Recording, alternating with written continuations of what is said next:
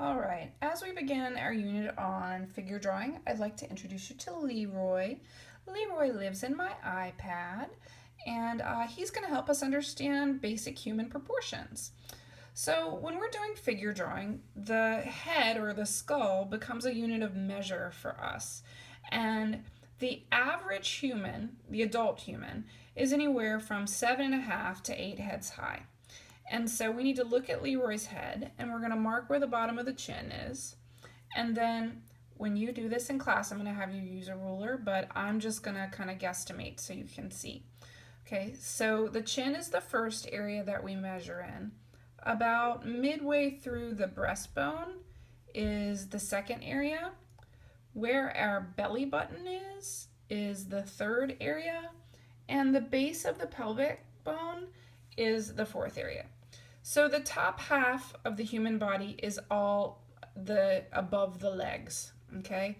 And like I said, anywhere from 8 heads high to 7.5. So we're going to kind of go with that 7.5 mark here because most people go back up, and that where the half comes in is where the hip joint is. This is where we kind of actually start measuring the legs. So I'm going to make a little mark there. And then halfway down here, halfway through the top part of the leg is 1. And then the knee is 2 and 3 and 4. So we have the top half of the body and the lower half of the body. And some people would just measure this and go all the way down and make this 8. I just did it this way, and we can talk about the different ways in class. So again, let's recap. So we have the first unit of measure is here at the base of the chin. Then we have halfway through the breastbone, around the belly button, and then the base of the pelvis. To start the second half, we go here where the hip joint is, and halfway through the top of the leg, top of the thigh there, where the knee is, base of the knee really, and then halfway through the bottom leg bone and right around where the heel of the foot starts. Now, little things I'm going to point out before we move on. So Leroy could fit one of his skulls on this shoulder and one of his skulls on this shoulder, making the shoulder wider than most people think. 3 heads across, okay? Or you could turn his head on its side and fit 2. So that's another way to look at that.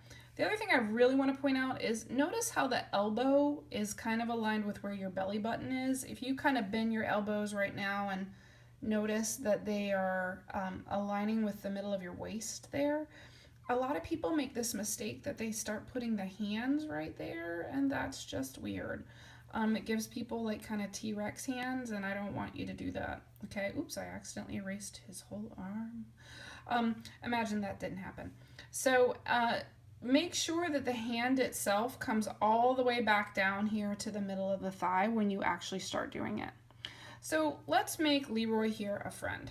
So I'm going to go over here and I'm going to go to black because it's just easier to do in black. And we've got a technical pen, and I'm going to lower I'm going to draw the underpinning in a smaller brush size. So I'm going to kind of match size for size for his friend Linda, okay?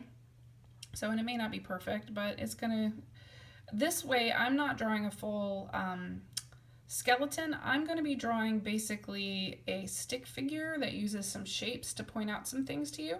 So I made an upside down triangle right here, and I'm going to put on each side of it a circle.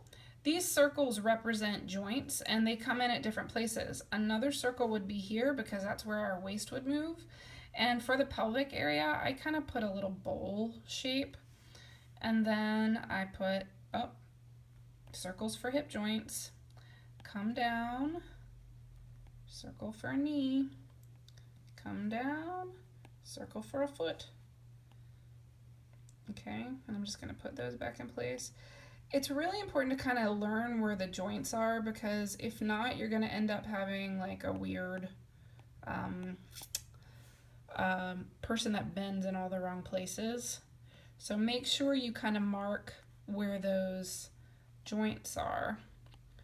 All right, after you learn how to just kind of map out one of these quick little stick figure guys, or gals in this case, it will help you because you've created an underpinning or a base skeleton form for your drawing. I'm gonna up the size of my brush just a little bit so we can see a little bit of a difference here. And we're gonna go ahead and we're gonna draw in Linda's neck. And we've been talking about folds and clothes, so let's give her a puffy princess sleevey kind of thing, and we're gonna give her a little dress here. We're gonna put a little bit of wrinkly, kind of pleaty kind of things in. Let's give her a nice little belt. Turn that into a belt buckle. Yay, little princess sleeves. Pretend I did that better. All right, now, so we've got a neck on her and we've got clothes on her, and then I can go in and start thinking about the form of the arm here. And she's got her arm kind of turned a little funny. And pretend like I'm spending time making these hands better. Oop, that's not supposed to be there. And then same thing over here. You're gonna think about where these are. I would actually thicken that up a lot. We're gonna give her a kneecap and a calf.